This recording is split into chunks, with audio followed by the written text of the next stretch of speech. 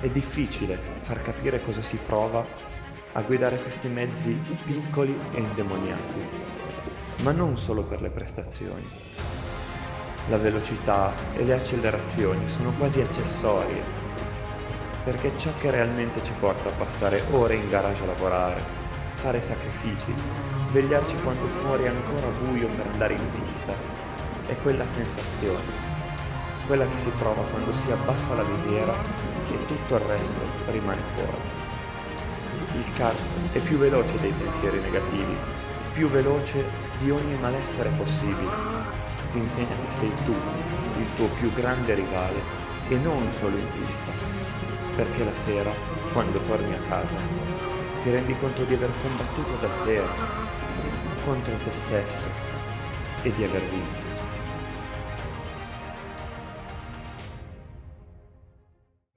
Weila, ciao a tutti ragazzi, oggi siamo con Davide Zacco. Ciao mamma. Vi raccontiamo un po' una giornata in pista con i go-kart.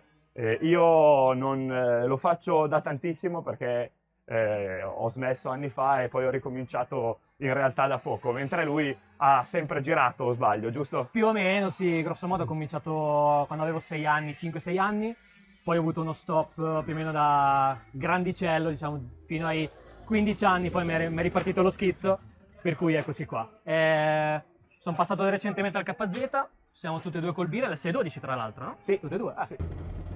Finto 14. Finto Avevo le carene 14. 14. Entrambi con le carene Sono anche gli del sponsor 14, finti io, con le guarda che roba. 14.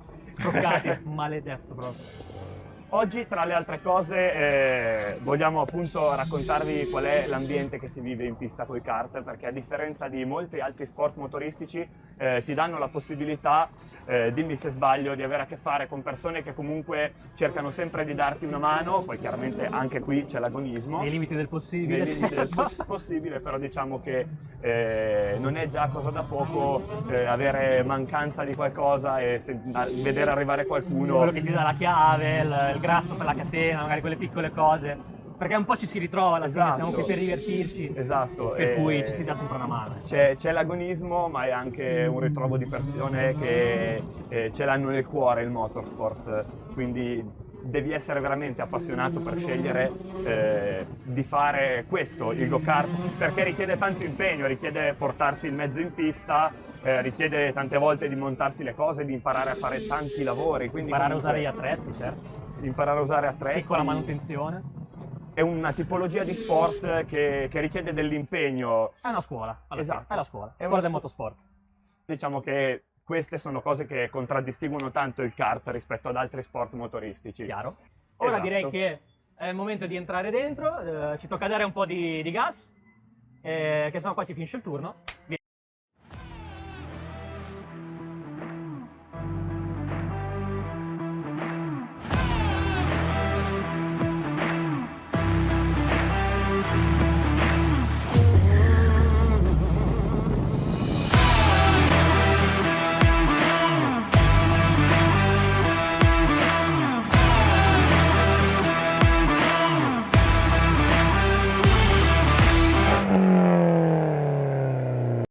Perché è meglio di altri sport motoristici?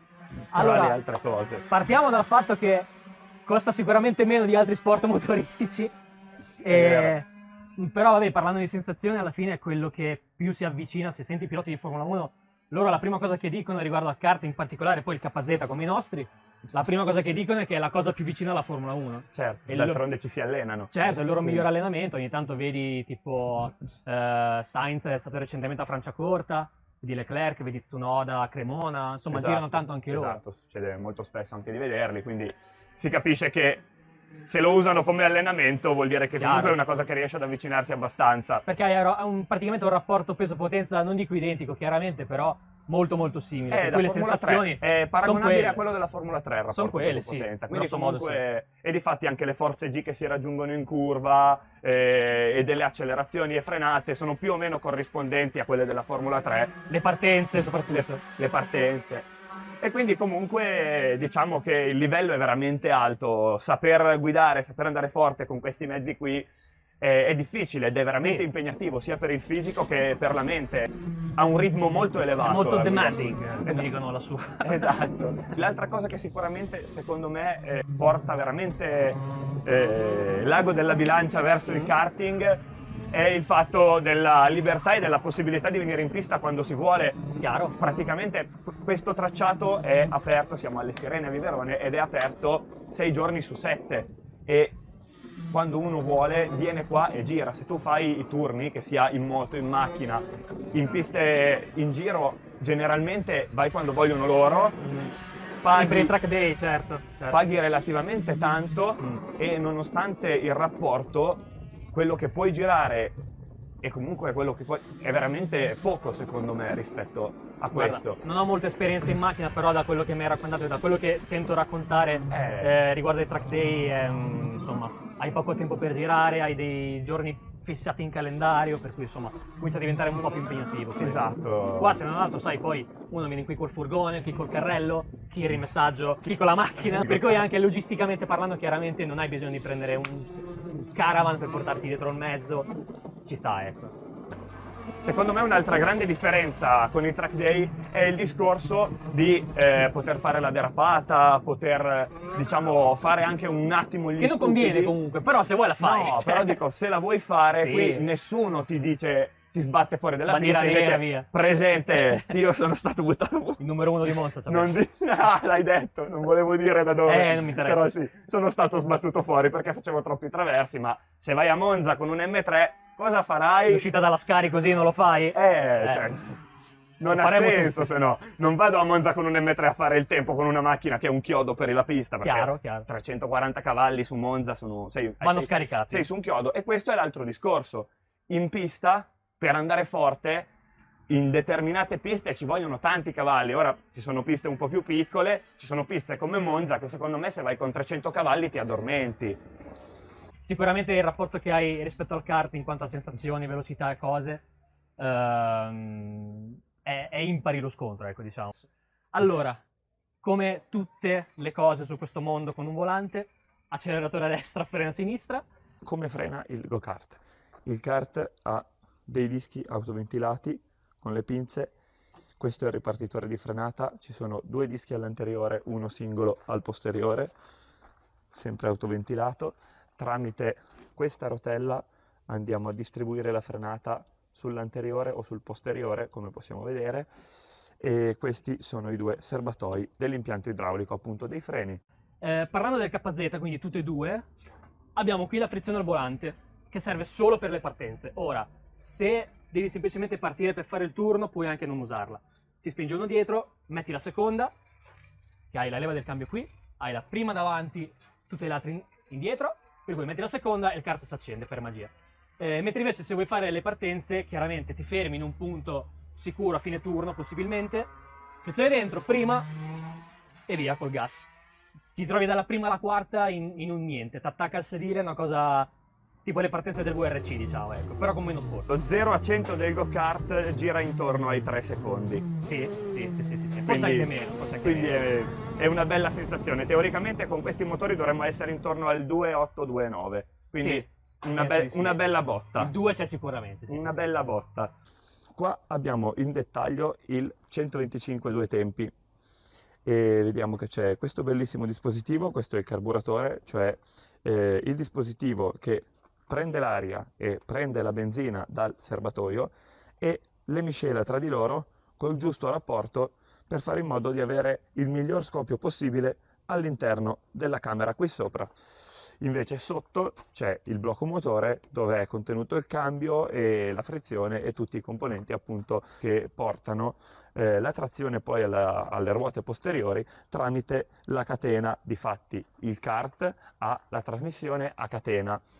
Poi niente, passando qua indietro, abbiamo qua chiaramente il radiatore per raffreddare, perché sono motori raffreddati ad acqua. Come i motori delle auto d'altronde. Esatto, sì, no, perché poi ci sono anche kart raffreddati ad aria, sono quelli anni 90 che hanno fatto praticamente la storia del karting, ma quelli sono più che altro monomarcia, KZ erano già a liquido, se non ricordo male. Come possiamo vedere qui in mezzo c'è un piccolo dispositivo, questa qui è la pompa dell'acqua e questa con la cinghetta si collega direttamente all'assale perché il kart fa circolare il liquido di raffreddamento dal radiatore al motore solo quando il mezzo è in movimento. Quindi quando ci fermiamo surriscaldiamo comunque il motore se lo teniamo acceso. Questa tendina ripara il radiatore dall'aria nel momento in cui magari fa particolarmente freddo e non dobbiamo raffreddare troppo il motore. Ci permette di regolare quanto il radiatore è esposto al vento e quindi ci permette di raffreddare di più o di meno il motore. Ovviamente il radiatore può anche essere inclinato di più o di meno, sia per una questione aerodinamica, sia per una questione appunto proprio di raffreddamento. Dietro abbiamo poi un assale rigido, non abbiamo differenziale, sospensioni, nulla di niente, perché il kart nasce per essere un mezzo molto semplice, per cui hai un assale che può essere un po' più morbido, un po' più duro. Ci sono poi 1000 scuole di pensiero a riguardo, però dipende molto dalla pista e dalle sensazioni che hai, chiaramente. Per continuare, qua sopra, come possiamo vedere, c'è un piccolo manettino posto sul volante. Sostanzialmente da questo dispositivo si può fare una regolazione di fino della carburazione in tempo reale nel mentre che si sta girando. L'altra cosa, la vediamo qui sopra, è la telemetria. Tramite questa telemetria si possono vedere le temperature, che sono ovviamente importantissime, e oltretutto anche tempi sul giro, velocità e giri motore. Nel mentre che si gira, la cosa veramente più fondamentale in realtà della telemetria sono queste luci poste in alto, non tanto quelle dei giri motore, che io peraltro non uso, sono impostate per farmi vedere quanto sto migliorando o peggiorando il mio giro. Quelle invece due laterali mostrano la temperatura troppo elevata dell'acqua o appunto del motore. Siamo appena usciti dalla pista, abbiamo fatto qualche giretto. Parlando del gioco, insomma, bisogna tenere in conto anche che però ci sono dei costi. Ci sono dei costi di gestione, oltre ai costi di gestione però ci sono i costi per iniziare. Certo. Le tute, i guanti, i caschi soprattutto, che forse sono la cosa più costosa del Assolutamente, ma soprattutto, vestiario. certo, perché fa parte di quelle cose per la sicurezza. Esatto. Per cui io direi, se possiamo fare un appello, non lesinate sulla sicurezza, perché compratevi un paracostole bello rigido come questo, un buon casco, non scendete sotto una certa soglia. Parliamo di cosa serve per poter fare questo sport: un passamontagna, un'arma da fuoco, e ci si può permettere di praticarlo, è finta, è finta. Per il passamontagna si può spendere anche solo 10 euro, mentre la tuta costa un pochettino di più. Con circa 250 euro si può comprare una buona tuta. Per le scarpe si può spendere relativamente poco, si può anche trovare qualcosa intorno ai 70 euro. Per un buon paracostole, che in questo momento io non ho, si metterebbe sotto la tuta, ci vogliono più o meno 250 euro. Cercando di prendere qualcosa di economico, si può prendere un bel casco con 300 euro. Il casco di solito è venduto non verniciato, si può girare anche con un casco totalmente bianco. Comunque per la verniciatura si può spendere anche solo 600 euro, però dovete fare un disegno non troppo complesso e andare da Cremaschi, che fa dei lavori stupendi, come potete vedere, anche a poco. Nel mio caso il disegno è stato fatto dalla mia ragazza, Noemi, grazie. Ed ecco qua il collare. Per un collare normale come questo si può spendere anche solo 50 euro, mentre se compriamo un ANS partono più o meno da un minimo di 300 e arrivano fino almeno a 1500, ma anche di più volendo. Ed ecco i guanti, questi si possono comprare anche con soli 40-50 euro. Una volta indossati questi, chiudiamo la visiera e siamo pronti per andare in pista. Il mezzo in sé, come questo, costa veramente tanto. In realtà si può spendere poco, senza esagerare. Si arriva più o meno anche a questi livelli, intorno agli 8.000 euro comunque, no? Si riesce a fare qualcosa. Poi chiaramente più si va di fino, quindi a sistemare le cose più piccole, e più costano tanto. Mentre per iniziare una persona può prendere un mezzo molto meno costoso, oltretutto magari un po' meno prestazionale, che è anche tanto meno difficile da gestire, perché un mezzo così lo sconsiglierei sicuramente per iniziare, diventa un po' più difficile da gestire per una persona che non ci è abituata. Io attualmente sto vendendo a 2.200 euro, il kart che avevo precedentemente, e con un'offerta del genere tranquillamente tra i 3.500 e i 4.000 euro una persona riesce ad iniziare tra vestiario, go-kart e tutto.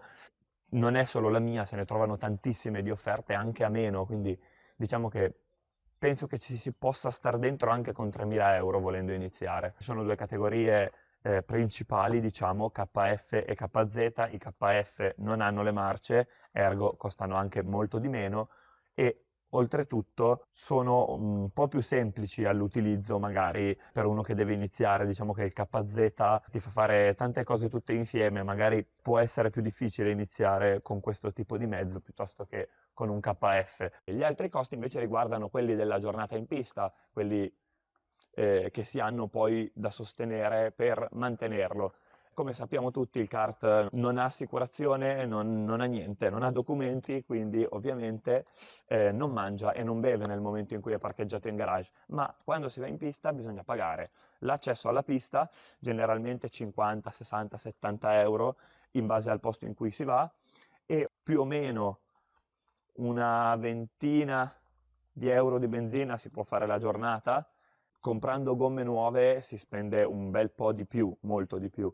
Ci sono molte persone che prendono le gomme usate da chi fa i campionati, in cui praticamente fanno 3 giri con una gomma e la buttano, e quindi le vendono usate, le si paga pochissimo e magari con 100-200 euro ci si porta a casa 4-5 treni di gomme e si va avanti all'infinito. Comunque le gomme durano tanto, ci si possono fare all'incirca 4 giornate con un treno di gomme, quindi se si considera anche poi la manutenzione più a lungo termine, che non avviene in quell'uscita lì, ma che comunque si accumula per le successive, con un massimo di 140-150 euro a uscita col kart si gira. Sì, sicuramente.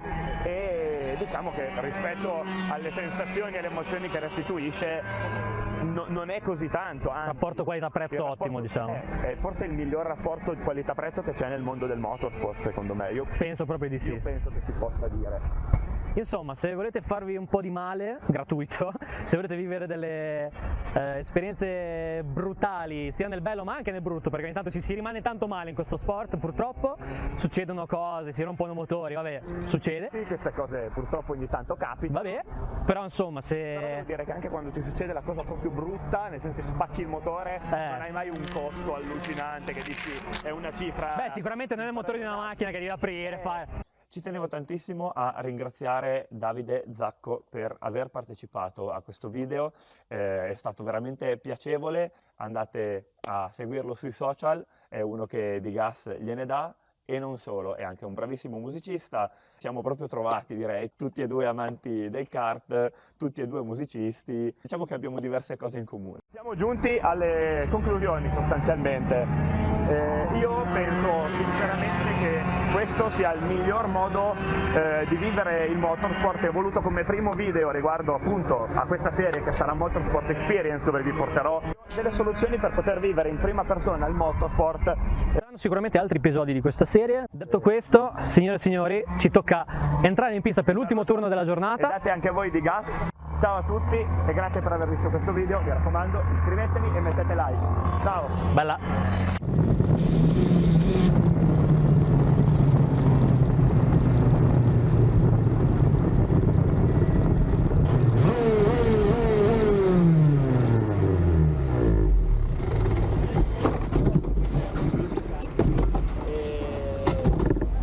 Ti è piaciuta la partenza? Sì, bellissima cazzo! È venuta troppo bella! Hai visto? Ah!